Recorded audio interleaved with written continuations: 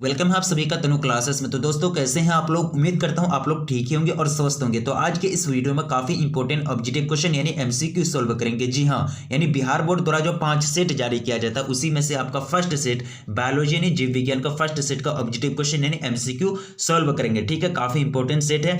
5 set जो जारी किया जाता है उनमें से ये फर्स्ट सेट है। ठीक है, देखिए आपको प्रश्न संख्या 1 से 70 तक वस्तुनिष्ठ प्रश्न है, यानी निर्देश दिया जाता है आपको, जिनमें से एक सही है यानी एक ऑप्शन सही है। अपने द्वारा चुने गए सही विकल्प को ओएमआर सीट में क्या करें, चिन्हित करें, यानी ओएमआर सीट में आप भरें। ठीक है, किन्हीं 35 प्रश्नों के आप उत्तर दें। यानी आपको बोर्ड एग्जाम में जो होता है उसमें आपको निर्देश दे दिया जाता है, इंडिकेशन दे दिया जाता है कि आपको 70 में से सिर्फ 35 क्वेश्चन का आंसर देना है, यानी 35 क्वेश्चन को सॉल्व करना है। ठीक है, प्रत्येक क्वेश्चन पर आपको जो वेट होगा यानी जो एक क्वेश्चन का जो मार्क्स होगा, नंबर होगा, अंक होगा, वो कितना होगा, 1 होगा। ठीक है, यानी 35 क्वेश्चन अगर आप सॉल्व करेंगे तो आपको 35 मार्क्स यानी 35 मार्क्स दिया जाएगा। ठीक है, काफी सिंपल क्वेश्चन है।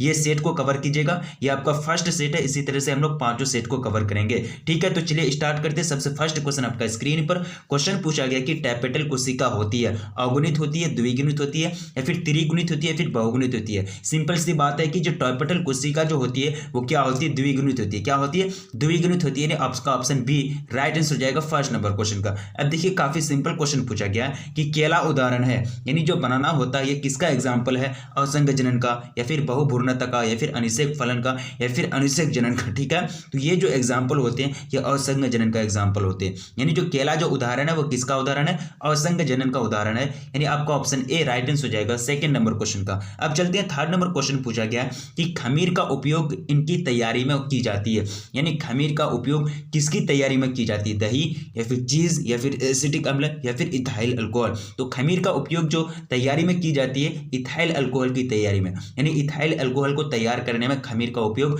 की जाती है। तो आपका ऑप्शन डी राइट आंसर हो जाएगा थर्ड नंबर क्वेश्चन का। काफी सिंपल क्वेश्चन पूछा गया। ये सेट काफी इंपॉर्टेंट होता है। देखिए बिहार बोर्ड द्वारा जो भी सेट जारी किए जाते हैं वो सभी सेट काफी इंपॉर्टेंट होता है, और इसी सेट के माध्यम से आपको यह पता चलेगा कि बोर्ड एग्जाम जो फाइनल एग्जाम होगा उसमें क्वेश्चन का पैटर्न कैसा होगा, इसलिए आप ये सभी सेट को कवर करेंगे। ठीक है, अब देखिए फोर्थ सेट में पूछा गया है कि मादा मनुष्य के मासिक चक्र को प्रभावित करता है, केवल एलएच करता है या फिर केवल एस्ट्रोजन या फिर केवल एफएसएच या फिर एलएच एफएसएच और एस्ट्रोजन तीनों। ठीक है, तो बिल्कुल सही बात है, ये तीनों चीज फैक्ट करते हैं, यानी एलएच एफएसएच और एस्ट्रोजन ये तीनों क्या करता है, मादा मनुष्य के मासिक चक्र को प्रभावित करता है, उसमें इफेक्ट डालता है। ठीक है, अब देखिए क्वेश्चन नंबर नेक्स्ट करेंगे। क्वेश्चन नंबर 5 में पूछा गया कि किस ग्रंथि का स्त्राव शुक्राणुओं को पोषित करता है। ठीक है, किस ग्रंथि का स्त्राव शुक्राणु को क्या करता है, पोषित करता है, उसमें न्यूट्रिशन देता है, सेमिनल वेसिकल या फिर पेरिनीलियल ग्रंथि या फिर पौरुष ग्रंथि या फिर दोनों बी और सी। ठीक है, तो बिल्कुल इसका जो राइट आंसर जो हो जाएगा वो जाएगा पौरुष ग्रंथि। यानी पौरुष ग्रंथि का काम क्या होता है कि शुक्राणु जो होते हैं उसको पोषण देना, क्या करना, पोषण देना, उसको पोषित करना। ठीक है, तो ऑप्शन सी राइट आंसर हो जाएगा 5वां नंबर क्वेश्चन का। अब देखिए नेक्स्ट क्वेश्चन पूछा गया कि बाह्य निषेचन इनमें होता है, यानी बाह्य निषेचन किसमें होता है वो आपको बताना है, जेलीफिश में या फिर सी स्टार्च में या फिर सी और बी दोनों या फिर सरीसृप में। तो बाह्य निषेचन जो पाए जाते हैं वो पाए जाते हैं जेलीफिश में और सी स्टार्च में, दोनों में। ठीक है, यानी आपका ऑप्शन सी राइट आंसर हो जाएगा, ए और बी दोनों क्या हो जाएगा, ए और बी दोनों राइट आंसर हो जाएगा 6 नंबर क्वेश्चन का। अब देखिए क्वेश्चन नंबर 7 में पूछा गया है कि सिनर्जिड कोशिकाएं होती है, यानी सिनर्जिड जो कोशिकाएं होती है वो आपको पूछा गया है अगुणित, त्रिगुणित, द्विगुणित या फिर बहुगुणित। तो सिनर्जिड जो कोशिकाएं होती है वो होती है अगुणित, क्या होती है, अगुणित होती है, यानी आपका ऑप्शन ए राइट आंसर हो जाएगा 7 नंबर क्वेश्चन का। ठीक है, नेक्स्ट क्वेश्चन की ओर बढ़ेंगे। काफी सिंपल क्वेश्चन है, काफी कम समय में हम लोग ज्यादा से ज्यादा क्वेश्चन को कवर करेंगे। क्वेश्चन पूछा गया कि स्वपरागन जो होता है वो किस में होता है। ठीक है, यानी अपने आप यानी स्वतः जो परागन होता है ये जिसको स्वपरागन बोलते हैं ये किस में होता है। तो स्वपरागन जो होता है काफी सिंपल क्वेश्चन है, ये होता है आपका कलिस्टेगोमी, कलिस्टेगोमी किसमें, कलिस्टोगोमी में। ठीक है, यानी आपका ऑप्शन सी राइट आंसर हो जाएगा 8 नंबर क्वेश्चन का। क्या हो जाएगा, ऑप्शन सी आपका राइट आंसर हो जाएगा। काफी सिंपल क्वेश्चन है।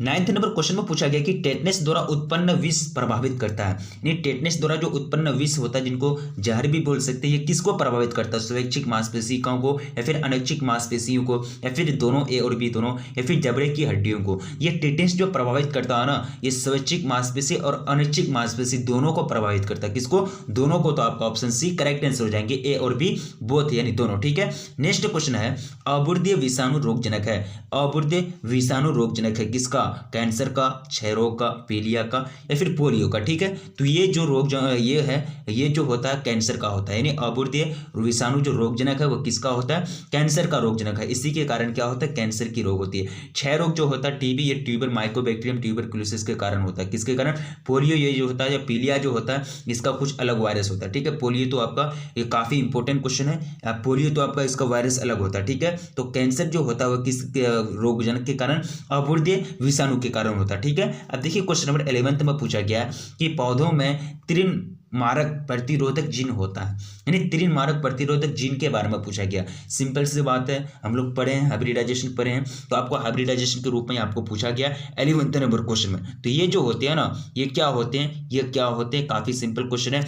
ये होते हैं B small T capital B small T capital और एच कैपिटल एच और स्मॉल टी, यानी ये दोनों होते हैं। आपका ऑप्शन डी राइट आंसर हो जाएगा, बी और सी दोनों। नेक्स्ट क्वेश्चन देखिए, क्वेश्चन नंबर 12 में पूछा गया कि पेनिसिलिन में, यानी पेनिसिलिन प्रतिजैविक उत्पन्न होता है, यानी पेनिसिलिन जो प्रतिजैविक है ये एंटीबायोटिक जो है ये किस में उत्पन्न होता है, कृमि से या फिर विषाणु से या फिर पौधे से या फिर पेनिसिलियम नोटेसस से। ठीक है, काफी सिंपल क्वेश्चन है कि ये जो पैदा होता है ना, ये होता है पेनिसिलियम नोटेसस से। किससे, पेनिसिलियम नोटेसस से, यानी आपका ऑप्शन डी करेक्ट आंसर हो जाएगा 12वें नंबर क्वेश्चन का। अब देखिए क्वेश्चन नंबर 13, जल कर्मक में अग्रगामी समुदाय का निर्माण करते हैं। क्या पूछा गया क्वेश्चन कि जल कर्मक में अग्रगामी समुदाय का निर्माण करते हैं, कौन करते हैं, पादप प्लवक करते हैं या फिर डायटम से हरित शैवाल करते हैं या फिर वेलनेरिया या फिर लैम्सा साइपेरम्स या फिर दोनों, ए और बी दोनों। काफी सिंपल क्वेश्चन है। तो ये जो होते हैं ना पादप प्लवक, यानी पादप प्लवक, यानी जो जल कर्मक में अग्रगामी समुदाय का जो निर्माण करता है वो कौन करता है,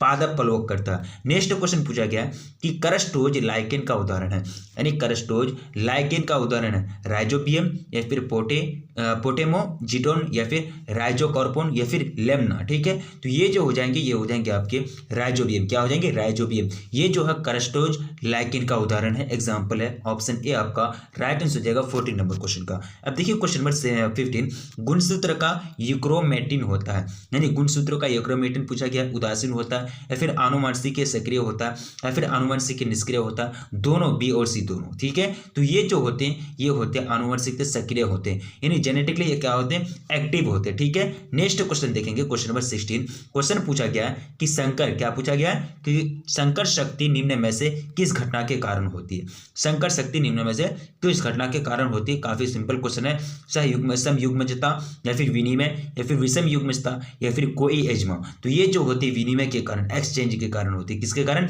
विनिमय के कारण। देखिए क्वेश्चन नंबर 17 आपका स्क्रीन पर क्वेश्चन पूछा गया कि जफरबंदी, मुर्राह तथा मेहसाना नस्लें हैं। जफरबंदी, मुर्राह और मेहसाना जो नस्लें हैं किसकी नस्लें हैं, 17 नंबर क्वेश्चन। ये क्वेश्चन आपका बोर्ड मॉडल में भी आया था, यानी 2022 का जो बोर्ड मॉडल पेपर जारी किया गया बिहार बोर्ड की तरफ से, उसमें भी आया था। हालांकि ये सीएट जारी किया, इसमें भी ये क्वेश्चन डाला गया। ठीक है, तो ये आपका भैंस की नस्ल है, किसकी नस्ल है, भैंस की नस्ल है जफरबंदी, मुर्रा तथा मेहसाना। ठीक है, नेक्स्ट क्वेश्चन देखिए, मछली के फ्लोर में प्रचुरता होती है, प्रचुरता होती है, यानी ज्यादा से ज्यादा एक्सेस जो होती है, क्या पाया जाता है, शर्करा या फिर वसा की या फिर प्रोटीन की या फिर विटामिन की। ठीक है, तो मछली के फ्लोर में जो प्रचुरता होती है वो किसकी होती है, वो होती है विटामिन की, किसकी, विटामिन की, यानी आपका ऑप्शन डी करेक्ट आंसर हो जाएगा 18 नंबर क्वेश्चन का। नेक्स्ट क्वेश्चन पूछा गया कि अनुदैर्ध्य विखंडन में, देखिए कम समय में हम लोग सभी ऑब्जेक्टिव क्वेश्चन यानी सेट के अंतर्गत जितने भी क्वेश्चन से डाले गए हैं बिहार बोर्ड का तरफ से, वो सारा चीज हम लोग कवर करेंगे। ठीक है, कि अनुदैर्ध्य विखंडन किसमें होता है, अमीबा में, प्लाज्मोडियम में, वर्टिसेला में या फिर पैरामीशियम में। ठीक है, तो ये जो होता है सिंपल सा बात है, 19 नंबर क्वेश्चन में पूछा गया, ये होता है आपका वर्टिसोला में, किसमें, वर्टिसोला में, यानी आपका 19 नंबर क्वेश्चन का ऑप्शन सी करेक्ट आंसर हो जाएंगे। ठीक है, नेक्स्ट क्वेश्चन देखिए, क्वेश्चन नंबर कितना हो जाएगा, क्वेश्चन 16 का क्वेश्चन राइट आंसर हो जाएगा आपका बी हो जाएगा ना। चलिए, विनिमय के अंतर्गत नेक्स्ट क्वेश्चन बढ़ेंगे, उसका हो जाएगा भैंस। चलिए नेक्स्ट क्वेश्चन बढ़ेगा, क्वेश्चन नंबर 20। ठीक है, देखिए क्वेश्चन नंबर 20 पूछा गया है कि मार्केसिया, यानी मार्केसिया एक क्या है, एक लिंगी सराय पौधा है तथा इसका यौन जो है, यौन अंग विकसित होता है। इसका यौन अंग कहाँ विकसित होता है वो आपको पूछा गया। ठीक है, आप सभी क्वेश्चंस को याद रखेंगे। ठीक है, सभी क्वेश्चंस को, ये सब क्वेश्चन आपका काफी इंपॉर्टेंट है, 16, 17 और 18, इसलिए हम इसमें दोबारा रिवीज कर रहे हैं। ठीक है, तो ये सब क्वेश्चन स्क्रीनशॉट लेंगे, ये पूछा जा चुका क्वेश्चन है, इसलिए मेरा दोबारा उसमें ध्यान गया। ठीक है, इसलिए आप लोग स्क्रीनशॉट लेंगे, याद रखने का प्रयास करेंगे। देखिए ये जो होता है 20 का जो राइट आंसर जो हो जाएगा वो हो जाएगा बी और सी दोनों, यानी आर्किगोनियो 4 पर और एंथेरेडियोफोर पर यहाँ क्या होता है, ये दोनों पोजीशन पर यौन अंग विकसित होते हैं। तो बी और सी राइट आंसर हो जाएगा ऑप्शन 22 यानी 20 नंबर क्वेश्चन का ऑप्शन डी राइट आंसर हो जाएगा। चलिए नेक्स्ट क्वेश्चन, एक पूछा गया कि एक मोनोहाइब्रिड क्रॉस का जीन प्रारूप अनुपात क्या होता है। यानी मोनोहाइब्रिड क्रॉस का जो जीन प्रारूप का जो अनुपात होता है, इसका जो रेशियो होता है, ये हम लोग 10th क्लास में भी पढ़े हैं, 1:2:1, यही रेशियो होता है। यानी ऑप्शन डी आपका राइट आंसर हो जाएगा 21 नंबर क्वेश्चन का। देखिए क्वेश्चन नंबर 22 कि एक जीन युग्म दूसरे के प्रभाव को छिपा देते हैं, तो यह घटना, ये जो फिनोमेना है, इसको क्या कहते हैं? उत्परिवर्तन, प्रबलता कहते हैं, प्रभाविता कहते हैं, या फिर सह प्रभाविता कहते हैं। तो इसको जो जाना जाता है, इसको कहते हैं प्रबलता। क्या कहते हैं? प्रबलता। ये एक घटना है ना, जब एक जीन युग्म दूसरे के प्रभाव को, दूसरे के इफेक्ट और बल को छुपा ही देता है, दिखाई नहीं देता, मतलब उसको शो नहीं करता,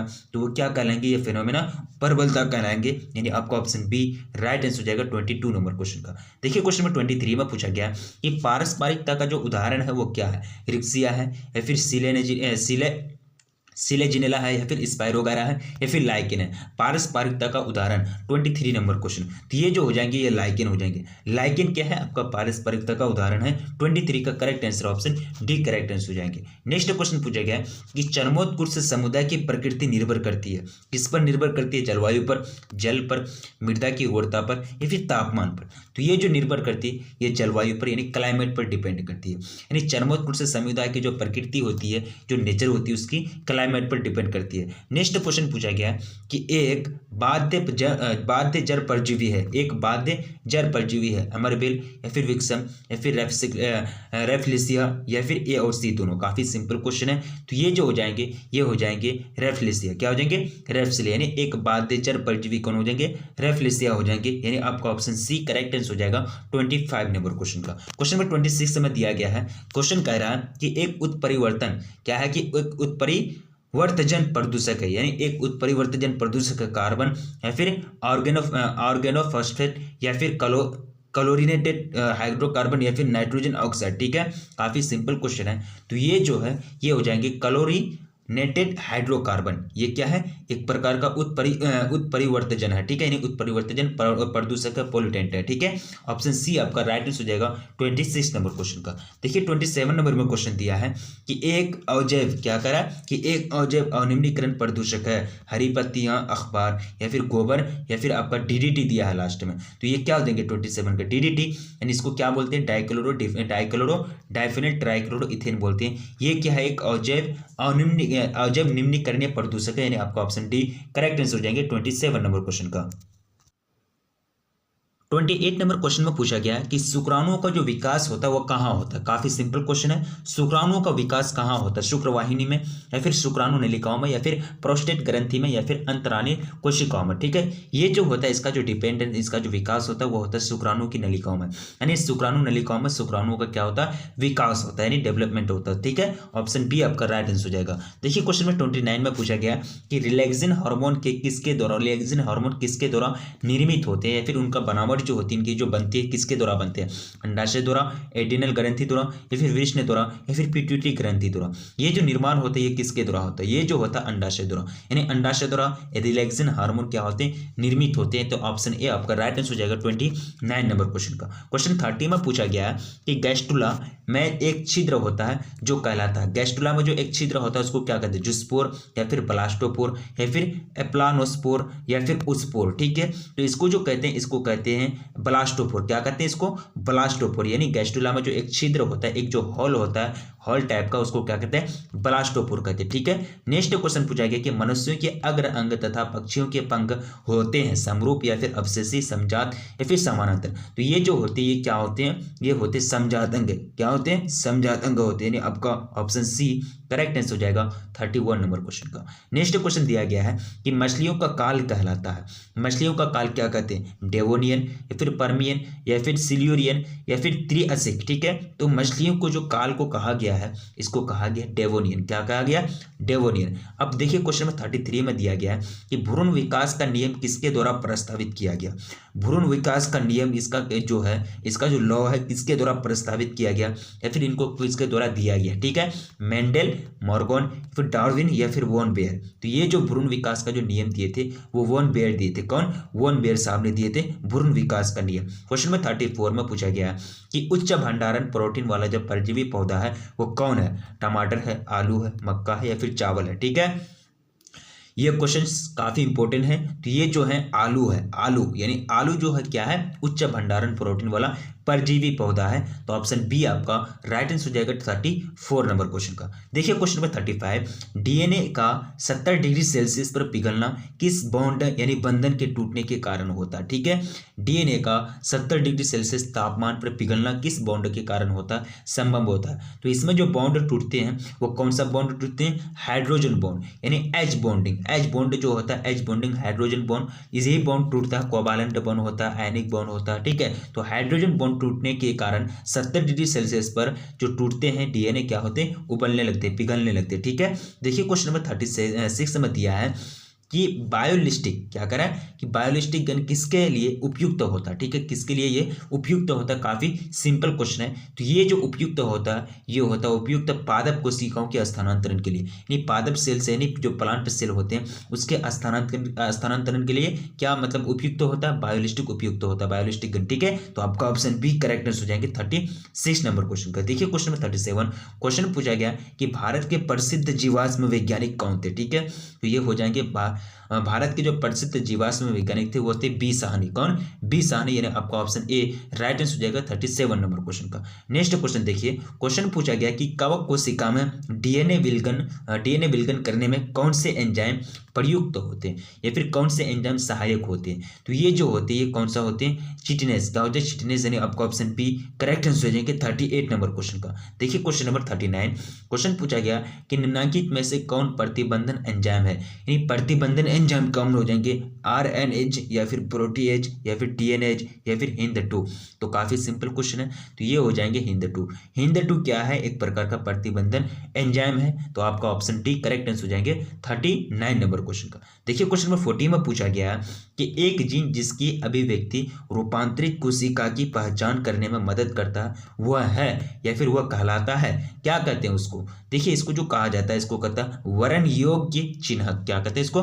वरण योग्य चिन्हक, यानी आपका ऑप्शन ए राइट आंसर हो जाएगा 40 नंबर क्वेश्चन का। ठीक है, देखिए क्वेश्चन नंबर 41, क्वेश्चन पूछा गया कि निम्नलिखित में से विकासशील भ्रूण में एमनियोसेंटेसिस द्वारा किसका पता नहीं लगाया जा सकता? ठीक है, डाउन सिंड्रोम या फिर जॉन्डिस या फिलिया या फिर क्लाइनफेल्टर सिंड्रोम या फिर भ्रूण का लिंग। ठीक है, तो काफी सिंपल क्वेश्चन है। तो ये जो पता नहीं लगाया जा सकता क्लाइनफेल्टर सिंड्रोम, इसका पता नहीं लगाया जा सकता किसके द्वारा? भ्रूण में एमनियोसेंटेसिस के द्वारा। ठीक है, तो आपका ऑप्शन सी करेक्ट आंसर हो जाएगा 41 नंबर क्वेश्चन का। क्या हो जाएगा? सॉरी इसका जो हो जाएगा आपका पीलिया ना, हाँ, रोग, इसका नहीं पता लगाया जा सकता। यानी जॉन्डिस जो होता है, ये जॉन्डिस जिसको बोलते हैं, इसका मतलब भ्रूण में एमनियोसेंटेसिस के द्वारा पता नहीं लगाया जा सकता। ऑप्शन बी आपका राइट आंसर हो जाएगा 41 नंबर क्वेश्चन का। क्या हो जाएगा? ऑप्शन बी आपका राइट आंसर हो जाएगा 41 नंबर क्वेश्चन का। अब देखिए क्वेश्चन नंबर कितना हो जाएगा?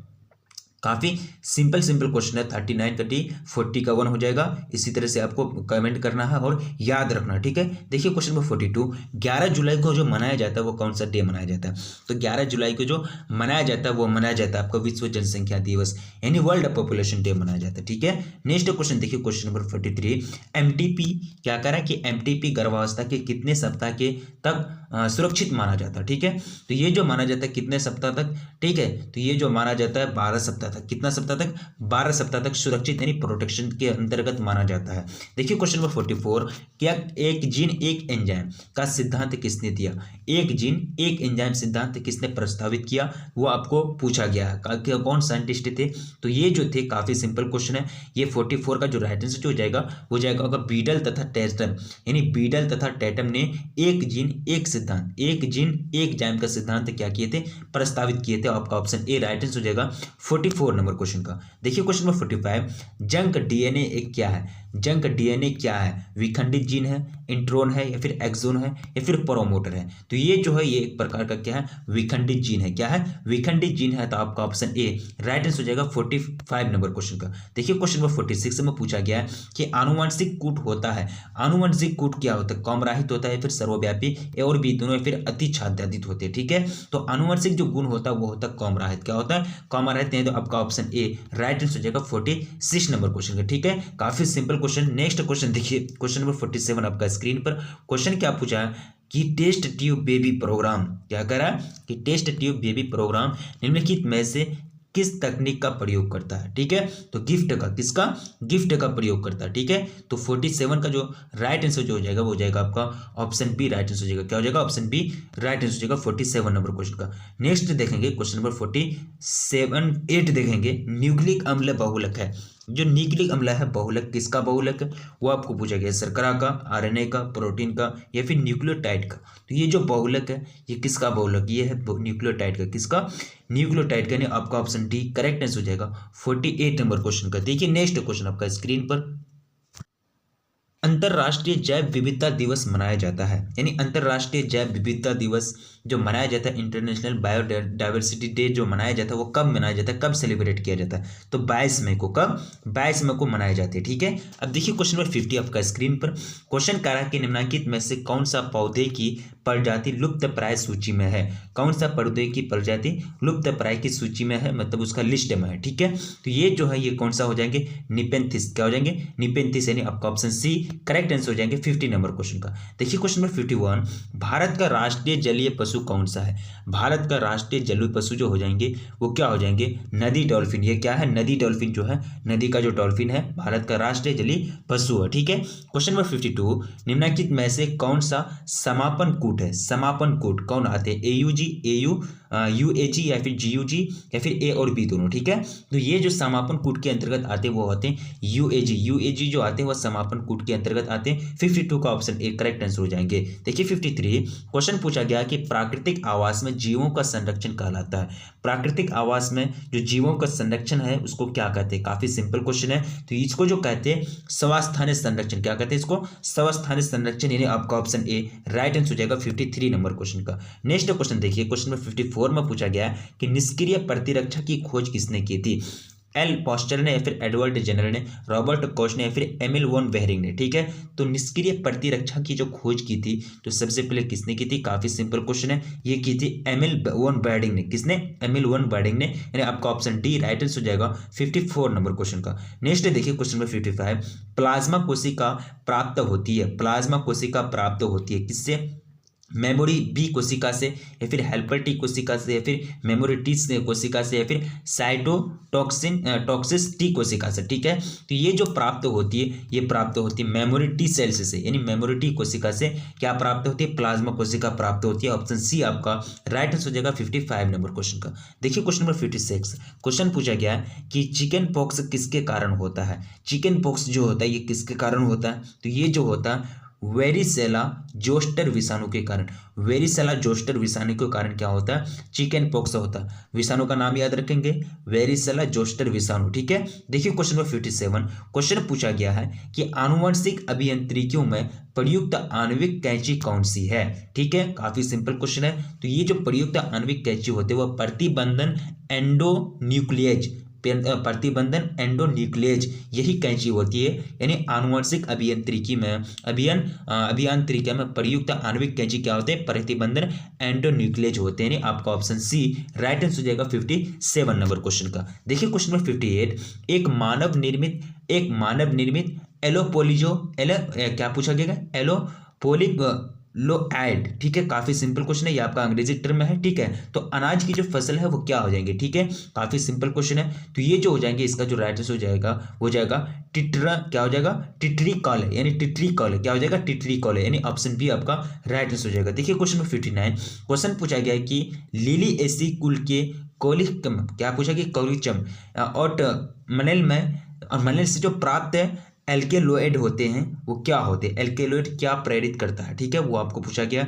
क्या है, सुप्तता या फिर कोशिका विभाजन या फिर बहुगुणिता या फिर बांझपन। ठीक है, देखिए क्वेश्चन पूछा गया कि लिसिएसी कुल के कोलिचम ऑटमनेल से प्राप्त एल्केलॉइड क्या प्रेरित करते हैं? सिंपल क्वेश्चन है। देखिए काफ़ी यहाँ का अंग्रेजी टर्म को हिंदी में कन्वर्ट किया गया है। तो 59 का जो राइट आंसर हो जाएगा वो जाएगा बहुगुणिता। किसको प्रदर्शित करता है, किसको प्रेरित करता है? बहुगुणिता को प्रेरित करता है। ठीक है, देखिए क्वेश्चन नंबर 60, प्रथम नैदानिक, क्या पूछा गया? प्रथम नैदानिक जीन थेरेपी किसके उपचार के लिए की गई थी? तो किसके उपचार के लिए, कौन सा रोग के उपचार के लिए? तो वो की गई थी ACID क्या हो जाएगा? SCID। ठीक है, यानी आपका ऑप्शन डी राइट आंसर हो जाएगा 60 नंबर क्वेश्चन का। देखिए क्वेश्चन नंबर 61, तंबाकू के पौधे को कौन सा भाग मलोएडोगायनी इनकोगनिटा, ठीक है, ध्यान से पढ़ेंगे, मलोएगोगायनी इनकोगनिटा से संक्रमित होता है। ठीक है, पुष्प, तना या फिर पत्ती या फिर जड़। तो इसके जो कौन से भाग होते हैं? तो ये जड़ जो होते हैं, रूट जो होती है, इसी से मतलब क्या होते हैं? संक्रमित होते हैं। ठीक है, ये मलोएगोगायनी इनकोगनिटा से, क्या?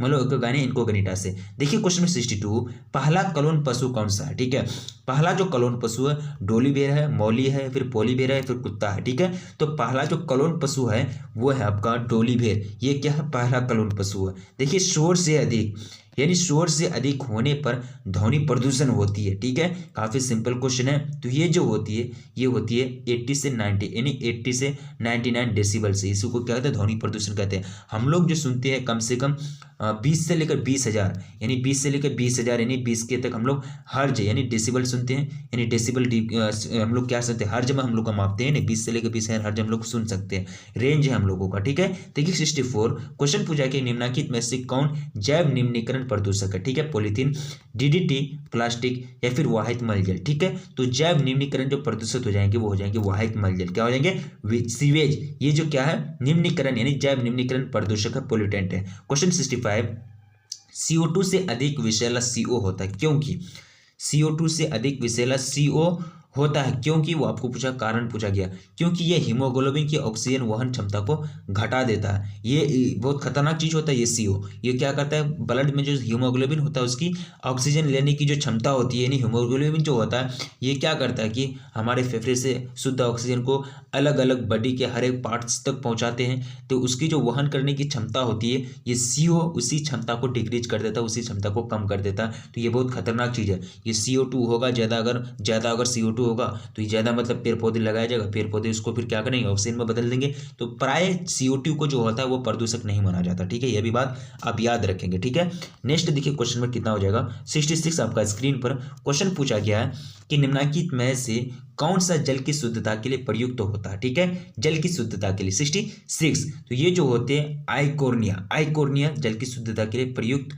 होते हैं। ठीक है, देखिए क्वेश्चन नंबर 67 क्वेश्चन पूछा गया कि निम्नलिखित में से कौन सा ओपिएट, क्या पूछा कि ओपिएट नार्कोटिक है। ठीक है, आपको साथ में क्वेश्चन बताना है, राइट आंसर है। जो भी क्वेश्चन आपसे सॉल्व नहीं होता उसका आप स्क्रीनशॉट लेंगे। तो ये जो है मॉर्फिन, क्या हो जाएंगे? मॉर्फिन हो जाएंगे। ठीक है, देखिए क्वेश्चन नंबर 68, DNA का मिथाइलेशन कहाँ होता है? यानी DNA का जो मिथाइलेशन होता है, मिथाइल बनने की जो प्रक्रिया होती है, ये कहाँ होता है? ठीक है, काफी सिंपल क्वेश्चन है। तो ये जो होते हैं, ये होते हैं एक अवशेष पर और C अवशेष पर, A अवशेष और C अवशेष, A अवशेष पर और C अवशेष पर DNA का मिथाइलेशन होता है। तो ऑप्शन डी आपका राइट आंसर हो जाएगा 68 नंबर क्वेश्चन का। क्या हो जाएगा? ऑप्शन डी राइट आंसर हो जाएगा। देखिए क्वेश्चन 69, DNA का प्रतिकृतिकरण यानी प्रकृतिकरण जो होता है, इसका डायरेक्शन आपसे पूछा गया। तो इसका जो प्रतिकृतिकरण होता है वो होता है 5 से 30, कितना? 5 से 30 डायरेक्शन, सॉरी 5 से 3, यानी 5 से 3, यानी ऑप्शन बी आपका राइट आंसर हो जाएगा 69 नंबर क्वेश्चन का। देखिए क्वेश्चन नंबर 70, क्वेश्चन पूछा गया कि mRNA का जो निर्माण होता है वो कहाँ होता है? mRNA का निर्माण कहाँ होता है? तो ये जो होता है केंद्रक में, कहाँ होता है? केंद्रक में। ऑप्शन बी आपका राइट आंसर हो जाएगा 70 नंबर क्वेश्चन का। काफी सिंपल क्वेश्चन है। तो ये सभी क्वेश्चन से आप याद रखेंगे, क्योंकि ये क्वेश्चन आपका बिहार बोर्ड द्वारा जो 5 मॉडल सेट जारी किया जाता है, तो 5 मॉडल सेट में से पहला सेट था आपका ये, तो सभी सेट को कवर कराया जाएगा। तो आपसे रिक्वेस्ट की जाती है कि वीडियो को अभी तक लाइक नहीं किए तो प्लीज वीडियो को लाइक कर दीजिए, अपने दोस्तों में एक बार जम करके शेयर कर दीजिए, और चैनल पर पहली बार विजिट करें तो प्लीज चैनल को सब्सक्राइब कर लीजिए, क्योंकि चैनल पर पूरी तरह से आपको मटेरियल्स प्रोवाइड की जाएगी, जो मटेरियल्स आपको बोर्ड एग्जाम के लिए काफी हेल्पफुल साबित होगा, काफी मददगार साबित होगा। ठीक है, तो रखिए अपना ख्याल, मिलेंगे फिर नेक्स्ट वीडियो में, तब तक के लिए जय हिंद।